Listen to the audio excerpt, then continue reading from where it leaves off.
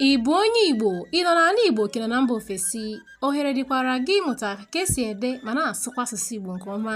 Kpọtụrụ anyị na Dadiorama Igbo Language Academy. Anyị nwere igwe mgbasa ozi na YouTube, nwee na Facebook, nwekwa na Instagram. Ọ dị mma na Zoom ka anyị na-akụzi ihe unu na-afụkwa ka Igbo si wee maa mma. Anyị na-akụziri ma onye ukwu ma onye nta ma nwatakịrị ma okenye ka esi ede ma na-asụkwa asụsụ Igbo nke ọma. Dadiorama Igbo Language Academy kwochem ime ka ịmụta ka esi ede ma na-asụkwa asụsụ Igbo nke ọma. Ganye n'ihe gbasara ekele na nnabata ọbịa ma ekike ndị Igbo ma ndị nze na ọzọ maka esi ekele gasị maka esi egosi nsọpụrụ. Ngwa n'ezianụ ka nwaada Igbo si ama.